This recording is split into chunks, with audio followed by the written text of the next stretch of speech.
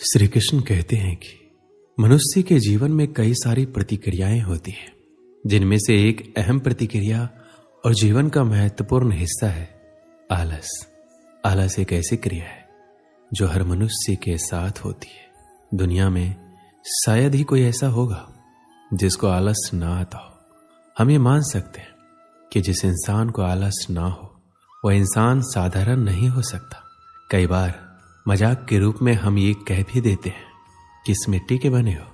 यदि आलस ने आपको घेर रखा है तो उस काम के फायदे के बारे में सोचिए जिसको आप आलस के कारण नहीं कर पा रहे हैं। ऐसा करने से आपके अंदर उस काम को करने की इच्छा होगी और आप एक्टिव हो जाएंगे। कई बार किसी बड़े काम को देखकर भी आलस आ जाता है।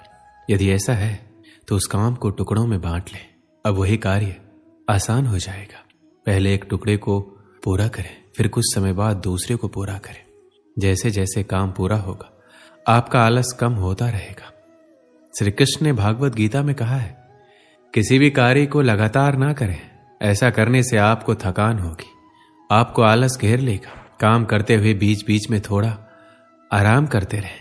इस तरीके से आलस आपके पास नहीं आएगा और आप अपने काम को आसानी से पूरा कर लेंगे। हर व्यक्ति का एक लक्ष्य होता है। जब भी आप आलस महसूस करें तो तुरंत अपने लक्ष्य को याद करें।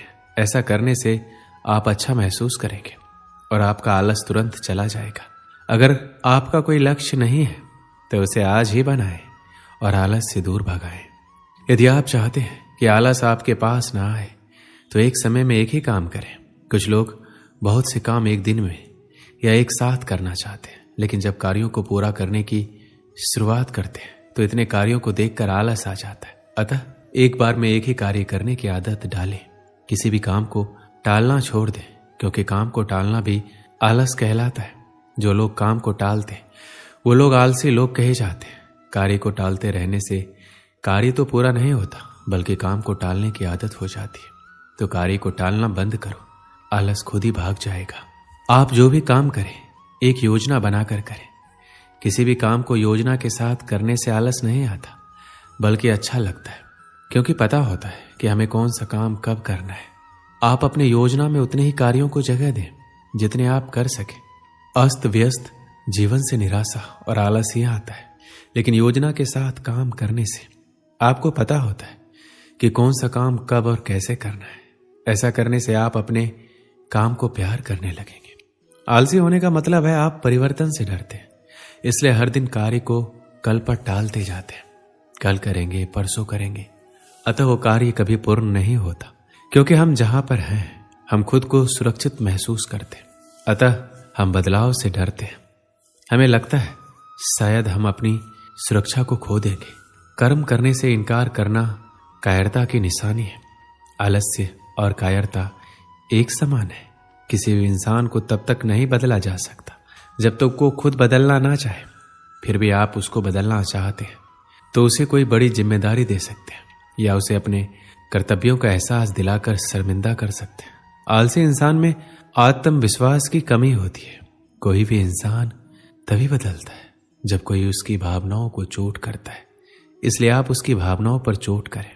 आप उसकी किसी कमजोरी पर वार करके उसके दिल में चिंगारी लगा सकते हैं। जिस इंसान का कोई लक्ष्य नहीं होता वही इंसान आलसी होता है। इसलिए आप उसको कोई सपना दिखाकर उस लक्ष्य को प्राप्त करने के लिए उत्साहित करें। इसलिए सिर्फ मेहनत करना ही जरूरी नहीं है। हम मेहनत किस कार्य में कर रहे हैं, क्यों कर रहे हैं, उस कठिन मेहनत से हमें क्या परिणाम मिलेगा, ये जानना और समझना भी बहुत आवश्यक है।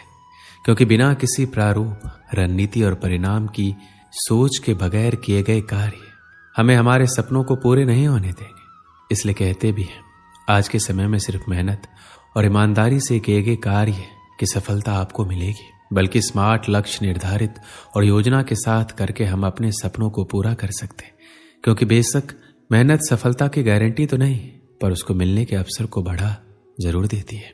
लेकिन अगर आपके सपनों में उनको पूरा करने की जोश और जुनून सवार है तो सच मानिए आपको आपके सपनों को पूरा करने से दुनिया की कोई ताकत नहीं रोक सकती, बशर्ते वह सपना आपकी मेहनत, लगन और प्लानिंग के साथ किया गया हो। क्योंकि मेरा मानना है सपने जिंदगी में चाहे जितने देखो, हकीकत में वही पूरे होते हैं जो सपने हमारे जिद्दी होते हैं। बचपन से ही हमारे माँ बाप हमें मेहनत के लिए कहते हैं, चाहे वो पढ़ाई हो या नौकरी, सब मेहनत की ही बात करते हैं। हमारे माता पिता मानते हैं कि आप जितनी मेहनत करोगे आपको उतनी ही सफलता मिलेगी। लेकिन दुनिया में अब तक कोई ऐसा शख्स नहीं हुआ जो सिर्फ मेहनत करके आगे बढ़ा हो। अगर मेहनत से सफलता मिलती तो आज मजदूरी करने वाले सबसे ज्यादा सफल होते। ये बहुत ही अच्छा और उचित सवाल है कि मेहनत तो हम बहुत करते हैं, लेकिन हमें मन मुताबिक सफलता हासिल नहीं होता। क्योंकि अगर मेहनत की बात करें तो सिर्फ मेहनत करने से सफलता नहीं मिलती और ना ही सपने पूरे होते। अगर ऐसा संभव होता तो आज के समय में एक मजदूर सबसे ज्यादा सफल और पैसे वाला इंसान होता। क्योंकि सबसे ज्यादा मेहनत तो असल में वही करता है। वही दूसरी तरफ वो लोग होते हैं जिन्हें हम आलसी बोलते हैं, बल्कि ऐसा कतई नहीं है। वह किसी काम को करना नहीं चाहते, बल्कि वह हर काम को शॉर्टकट तरीके से करना पसंद करते हैं। आप जब उनको देखेंगे तो सोचेंगे कि यह खाली ही बैठा रहता है, लेकिन असल में हर काम वो जल्दी कर लेता है और फिर खाली होकर बैठ जाता है और खाली समय में नई नई जानकारी हासिल करता है। इंसान और मशीन में इतना ही फर्क है कि इंसान सोच सकता है और हर चीज का रास्ता निकाल सकता है। आपने एक कहावत सुनी होगी जिसमें दो लकड़हारे पेड़ काटते हैं, एक समय लगाकर कुल्हाड़ी को धार कर देता है और वही दूसरा पेड़ काटने पर ध्यान देता है, जिस कारण वह ज्यादा मेहनत करने के बावजूद कम पेड़ काट पाता है और बिल्कुल आराम नहीं कर पाता। इंसान को हर काम सोच समझकर करना चाहिए, क्योंकि मेहनत तो गधे भी करते हैं। तो आज ही से हर काम को नए तरीके से करने की कोशिश करो, क्योंकि सिर्फ मेहनत से सफलता नहीं मिलती। एक समय की बात है, एक गांव में एक छोटा सा गुरुकुल था। वहां सभी शिष्य गुरुजी के मार्गदर्शन में पढ़ा करते थे, लेकिन उन सभी बच्चों में एक विद्यार्थी बहुत ही आलसी प्रवृत्ति का था, क्योंकि वो हर बार आज के काम को कल पर और कल के काम को परसों पर टाल देता था।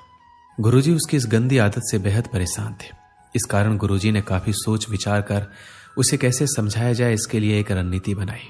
अगले दिन गुरुजी ने उससे कहा, मैं तुम्हें ये काला पत्थर देने जा रहा हूं, इसे तुम किसी भी लोहे की चीज पर घिसोगे तो वो सोने की बन जाएगी, लेकिन तुम्हारे पास कल सूर्यास्त तक का ही समय है। सूर्यास्त के बाद ये पत्थर काम करना बंद कर देगा और मैं तुमसे ये पत्थर वापस ले लूंगा। इतना कहकर गुरुजी वहां से चले जाते। आलसी शिष्य बहुत खुश होता है और मन ही मन वो नई चीजों को खरीदने के बारे में सोचता रहता है और मन ही मन बरबराता रहता है, मैं इस सोने का ये करूंगा वो करूंगा। आलसी शिष्य बहुत सारे ख्वाब तो बुन लिए थे, लेकिन उन्हें पूरा करने के लिए प्रयास नहीं कर रहा था।